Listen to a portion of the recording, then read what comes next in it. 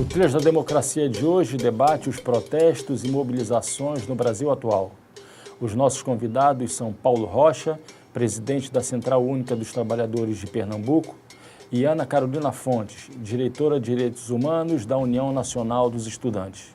Eu gostaria de, inicialmente, convidá-los a uma reflexão sobre as vozes nas ruas brasileiras de 2013 até os dias de hoje. Que vozes são essas? Que transformações, que metamorfoses aconteceram nesse período tão crucial assim na história política brasileira? Paulo. Foram várias. Em 2013, as mobilizações começaram tratando dos 20 centavos, mais precisamente as passagens em São Paulo. Aquilo foi aglutinando, foi acumulando forças e, ao meu ver, a partir do momento em que um jornalista foi espancado pela Polícia Militar do Estado de São Paulo, a imprensa começou a entrar na manifestação e começou a alterar a pauta que estava colocada ali. Também, ao meu ver, pelas informações que a gente vem recebendo a posteriori, isso tem uma articulação a nível nacional e internacional. E começou a se construir uma pauta diferente. Então, a mobilização, que era por 20 centavos em São Paulo, passou a ter, paulatinamente, prevalência de forças à direita, ao ponto de exigir, de tentar se impedir que as forças da esquerda participassem dos eventos, com pautas distintas, pautas muitas vezes contraditórias. Eu digo muito exemplo do ato médico. A gente via uma mesma manifestação, pessoas dizendo a favor da defesa do ato médico e pessoas se dizendo contrárias ao ato médico. E este turbilhão foi ampliando de forma forças que eram antes mais caladas começaram a emergir, ao ponto de chegarmos ao ápice disso no ano de 2016, quando a direita, articulada e beneficiada pela mídia, pela grande mídia, levou ao impeachment, que a gente chama de golpe, da presidenta Dilma Rousseff. Então, a gente está, neste momento, vendo as ruas com a mobilização à direita e a mobilização à esquerda, quando era mais comum se ver a mobilização à esquerda após o processo de democratização. Ana Carolina, como é que você vê o movimento estudantil, a participação do movimento estudantil nesse período que o Paulo acaba de tratar? Eu me lembro que nos protestos de junho de 2013, vários estudantes meus que iam para os protestos inicialmente, portando as suas camisas vermelhas, bandeiras vermelhas, num determinado momento começaram a ter bastante medo de irem para as ruas, saíram correndo de algumas manifestações. E você que é do movimento estudantil, você que é da direção do movimento estudantil, como é que acompanhou todo esse processo nesse período específico, nesse intervalo de tempo entre 2013 e 2016? Então, eu acho que a minha leitura em relação a 2013 vai muito de encontro ao que o Paulinho estava falando. Primeiro que 2013 foi o meu primeiro ato da vida, assim, eu estava no 3º ano do colégio, eu ainda não era organizada dentro do movimento estudantil, foi minha primeira passeata, então aquilo para mim foi, eu ainda não sei, ainda não tenho a leitura precisa, né? Ninguém tem a leitura precisa do que foi aquele momento, mas certamente foi um momento, assim, de grande mobilização que há muito tempo não se via, né? Eu lembro que naquela época a gente falava que o gigante tinha acordado, e isso e aquilo, mas também eu lembro muito disso, assim, as pessoas que estavam de vermelho, as pessoas que estavam com alguma coisa, com alguma identidade partidária, elas eram rechaçadas, as pessoas ficavam gritando para abaixar essa bandeira, não pode ter partido, isso ou aquilo. E eu acho que hoje, né, um pouco mais afastado daquele momento, é impossível não fazer uma conexão direta do que foi 2013, a falta de uma pauta definida, né, a intromissão das redes de comunicação tentando ordenar, tentando colocar uma pauta, acabou que culminou no impeachment, né, no golpe da nossa ex-presidenta Dilma, e eu acho que não tem como não fazer relação direta com aquilo. Tanto que vários movimentos à direita surgiram naquele período, né, o MBL ele surgiu desse período de mobilizações de 2013. E aí eu acho que é bem isso, a falta de uma pauta única, de uma centralidade, naquele momento de atos, acabou que culminou para algo à direita. Então, na ausência de uma pauta definida, Paulo, você acha que foram os meios de comunicação que acabaram pautando o movimento, indicando aquilo que deveria ser o fundamental dos protestos, ou seja, a corrupção, o combate à corrupção? Você tem essa leitura de que é nesse momento em que a luta contra a corrupção supera todas aquelas bandeiras anteriores da luta contra a desigualdade social no Brasil? Ali, claramente, a pauta foi mudada. Foi mudada não só de um campo à esquerda, como ela passeou por campos à direita e foi afirmada uma pauta, a pauta do, aspas, combate à corrupção. Imagine que começou uma mobilização nacional no mês de janeiro, é comum, dos estudantes em particular contra o reajuste da política, da tarifa do transporte público, e ali no meio começou a dizer: a gente quer mais poderes para o Ministério Público, a gente quer combater a corrupção, e foi ampliando isso. E foi ampliando ao mesmo momento que ampliava e sedimentava essa pauta contra a corrupção, foi impedidas medidas que combatessem a corrupção. A presidenta Dilma, naquele ano, propôs 5 medidas que era para avançar o país, para reduzir os custos do transporte público, para aprofundar a democracia e impedir a corrupção. E essa pauta foi rechaçada no Congresso Nacional, a própria OAB não concordou com a discussão da Constituinte e ficou valendo o que a grande mídia comprou. Então, ela passou por cima das contradições, por exemplo, que citei do ato médico, que um defendia uma coisa, outro defendia coisa oposta. Passou por cima da violência contra o setor do movimento social, que era o pessoal à esquerda, e ficou escandalizando os black blocs. Muitas vezes a gente imagina, avalia que foram pessoas infiltradas, não necessariamente à esquerda que fizeram aquilo, e foi colocando um caldo e afirmando uma pauta à direita, uma pauta que tirava do centro da discussão a distribuição de renda, a melhoria do serviço público. Falsamente se dizia: a gente quer, utilizando inclusive, tentando se apropriar do slogan do movimento popular, a gente quer serviço público de boa qualidade, e até utilizava a história de dizer: eu quero uma escola padrão FIFA. A gente na CUT tinha uma visão diferente. A gente nunca defendeu escola padrão FIFA, porque o padrão FIFA, para chegar àquilo ali, ele passa por uma série de exploração que a gente não concorda. Tá? Por exemplo, aqui em Pernambuco, nós temos a Arena Pernambuco, e quantas pessoas foram tiradas dos seus lares, tiradas das suas moradias, da sua terra, ficou numa situação delicada por conta do padrão FIFA. Por conta do padrão FIFA, com essa corrupção que tem aí, as pessoas foram para as ruas, até hoje vão, a direita vai de amarelo, com o símbolo da Confederação Brasileira de Desportos, CBF, e este é um grande símbolo da corrupção no Brasil. Está com um presidente que não pode sair do Brasil, outro que está preso nos Estados Unidos, outro que, desde a ditadura militar, estava dentro da CBF e é símbolo de corrupção fora do Brasil, internacionalmente. Então, mas foi esse padrão que a direita solicitou, que vendeu e que até hoje está tentando ter hegemonia. Está com discussão interna hoje. O próprio governo Bolsonaro não tem unidade, mas o que ele aponta é o combate à corrupção, mesmo que esses setores pratiquem a corrupção. Mas foi descolado o eixo da discussão, que era para efetivamente tirar a esquerda do mínimo espaço de poder que tinha, porque ter o governo federal não significa exatamente ter o poder no país. Ana Carolina, já há algum tempo é possível perceber as várias tendências existentes dentro do movimento sindical. Setores mais à esquerda, setores mais à direita. Como é que, nesse contexto, pós-2013, se apresentam as tendências dentro do movimento estudantil?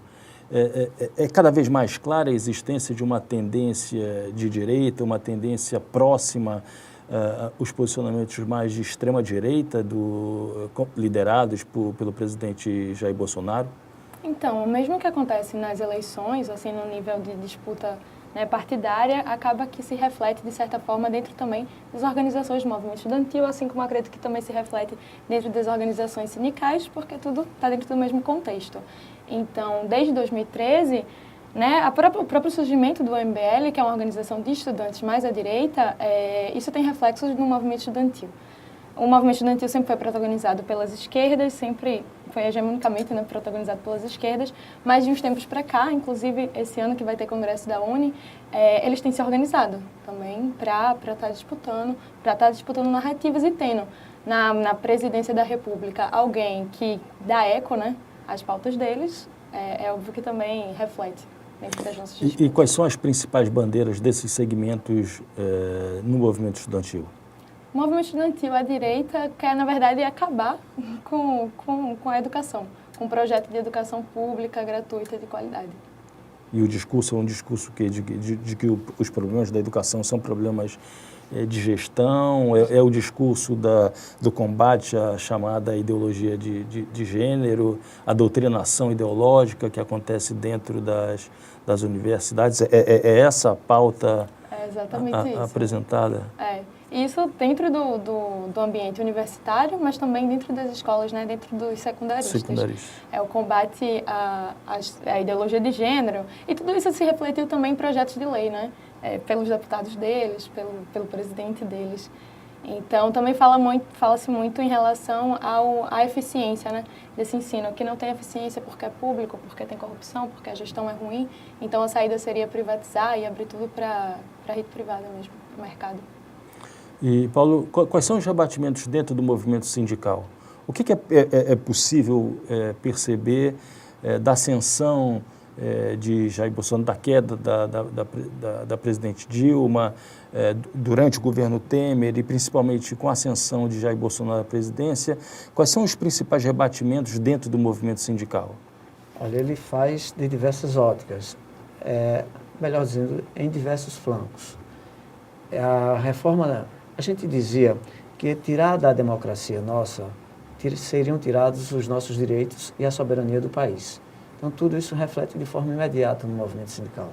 Por exemplo, na medida de que se tenta vender a Petrobras, que se repassa da Petrobras não só o patrimônio físico, como também o patrimônio imaterial, do ponto de vista da tecnologia, do conhecimento que a Petrobras tem, significa ali imediatamente diminui o faturamento da Petrobras, a possibilidade, diminui a quantidade de trabalhadores e trabalhadoras da Petrobras, porque vai privatizando e quem vem chega com outra perspectiva.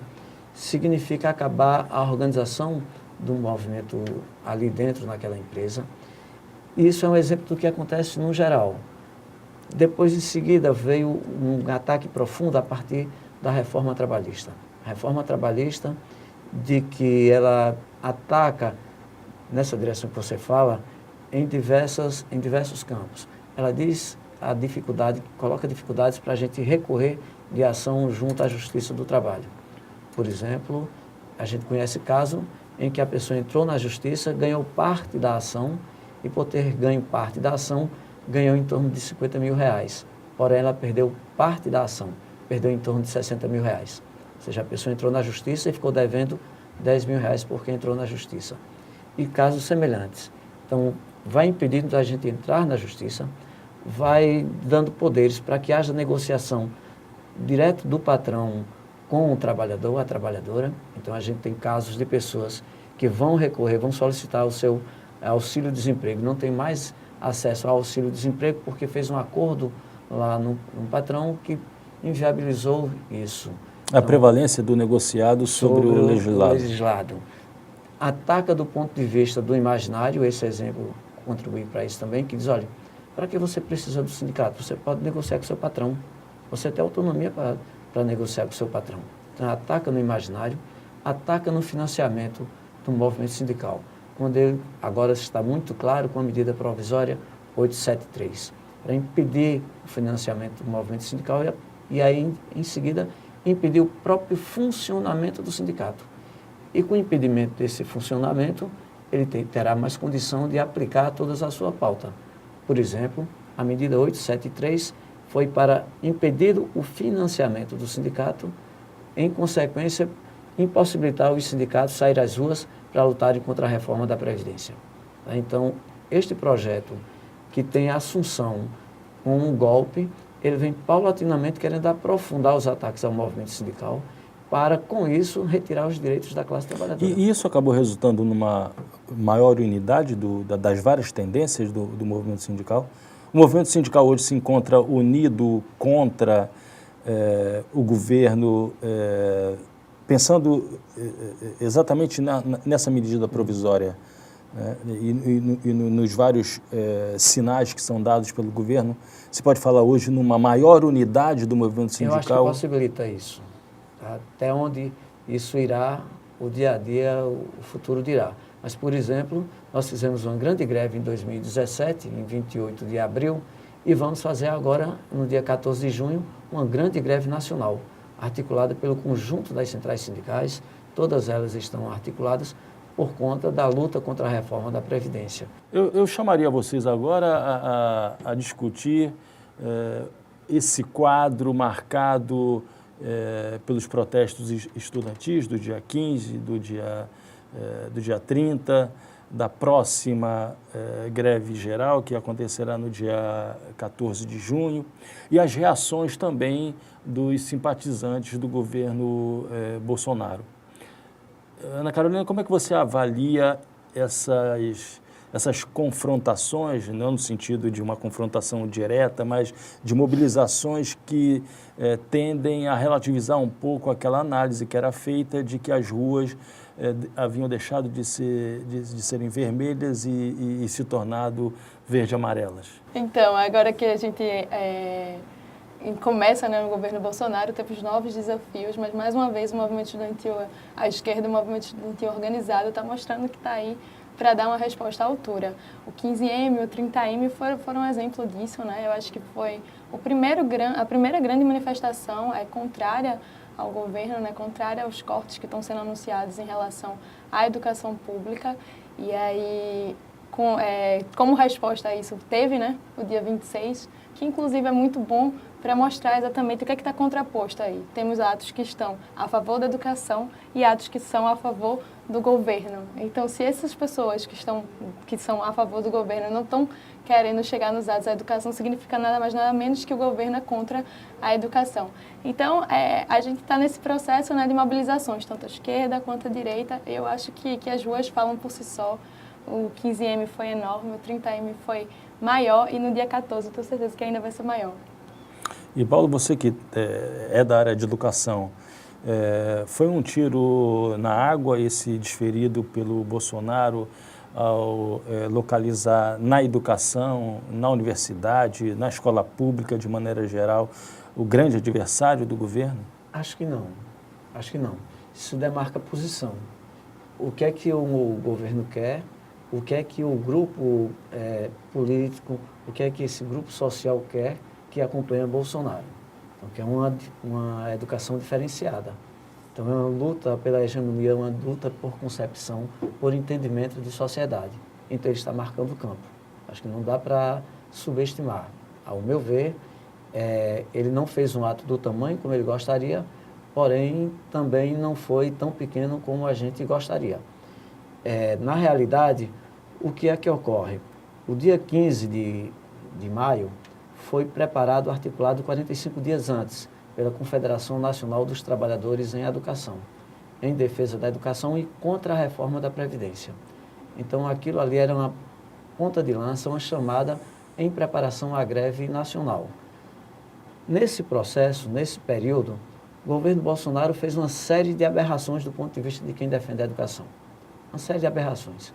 E que foi contribuindo para que os setores da educação, além da educação básica, fossem também entrando nessa discussão. E por isso foi estrondoso o 15 de maio. Confluíram para ali setores organizados e uma grande quantidade de pessoas que pela primeira vez também foram nas mobilizações. Como a Ana Carolina em 2013. A Ana Carolina fez isso em 2013. Tá? Então, ali está a disputa pela concepção de sociedade, pela concepção de educação. Então, o que o Bolsonaro está querendo fazer é uma escola que ele já vem desde Temer apresentando. Qual é a escola? A escola de que o aluno vai poder ser alfabetizado em casa, na telesala. A escola de que não precisa ter o espaço físico, portanto, não vai precisar gastar com merenda, com um merendeiro, não vai precisar gastar com a manutenção da escola. ou seja, de reduzir os custos com a educação. Isso para atender a emenda constitucional 95. É um espaço em que a escola para o pobre é no máximo chegar no ensino médio e deixa para o rico ter acesso à universidade pública ou não, mas ter acesso à universidade. Então, é a velha divisão do trabalho. O pobre vai ter isso, vai ter que ser mão de obra barata. Isso sem considerar o momento histórico pelo qual nós passamos e sem considerar o que está chegando aí com a revolução tecnológica, que vai exigir para as pessoas terem acesso ao emprego, boa formação. Mas ele não está preocupado com isso. Então, a preocupação dele é uma educação em que você não entenda como funciona a sociedade, que não entenda como se dão os embates das forças, as concepções de sociedade. Para isso, retira a filosofia, retira a sociologia, depois retira a história quase retirada, retira a geografia, retira as ciências humanas, porque a concepção dele não bate com isso.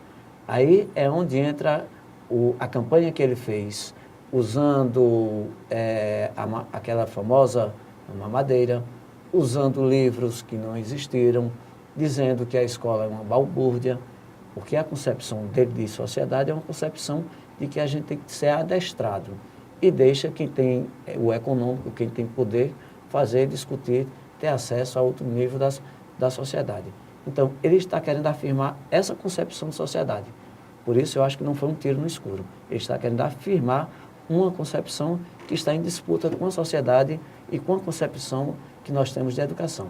Mas, Ana Caroline, ao fazer isso, não Bolsonaro não estaria unificando uma boa parcela da sociedade brasileira, uma boa parcela dos meios de comunicação no Brasil, assim como conseguiu unificar o movimento sindical através de determinadas medidas, através da proposta da reforma da Previdência, ao atacar tão barbaramente o setor educacional brasileiro, público em particular, Bolsonaro não estaria unificando determinados setores da população brasileira que se encontravam dispersos, e daí o sucesso dos protestos do dia 15, do dia 30 e o possível sucesso do dia 14?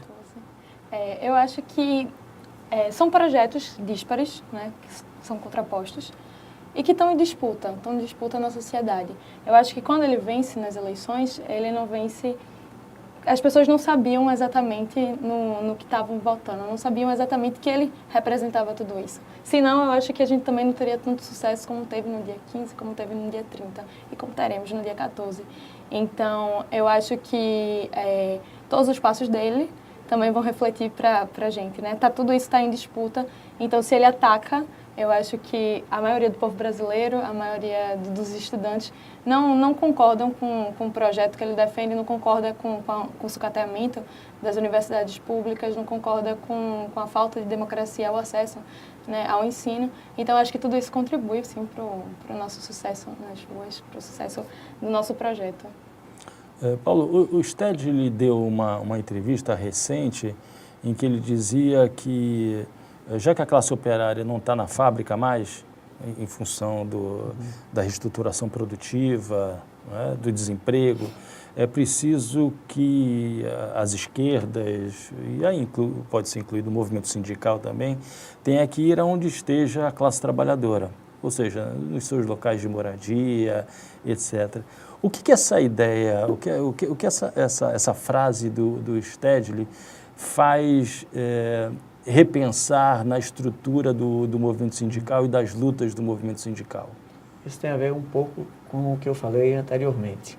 A gente está vivendo uma revolução tecnológica que, além da revisão da forma do trabalho, isso vai aprofundar a distância entre o local de trabalho e o local grupal de trabalho e o modelo anterior e atual. O que é que ocorre? A reforma trabalhista, por exemplo, implantou o tal de trabalho home office. A pessoa vai trabalhar em casa. Já tem hoje um quantitativo enorme, mas isso vai aumentar. Então, o que o Stedley está dizendo? Se eu vou fazer o meu trabalho, seja da Petrobras, no pessoal administrativo, seja o pessoal administrativo de uma grande indústria privada ou de um comércio aqui no centro da cidade, se eu vou fazer esse trabalho administrativo, por exemplo, em casa, Onde é que eu vou encontrar as pessoas da minha base, do meu sindicato? Não vai ser lá na fábrica, que as pessoas estarão em casa. Isso, com certeza, o movimento sindical vai ter que ver isso. É inclusive tema de discussão no Congresso Nacional da CUT. Porém, a gente está num período híbrido, que inicia isso, porém, mas não está exatamente isso. Nós ainda temos fábricas, não grandes como antes, mas ainda temos fábricas, nós temos ainda as escolas em local físico, nós temos ainda os hospitais em locais físicos, e com os ambulatórios sendo feitos por médicos, ainda o ambulatório ainda não está sendo feito por robô. Tá? Então, tudo isso vai alterar a forma de organização do movimento sindical.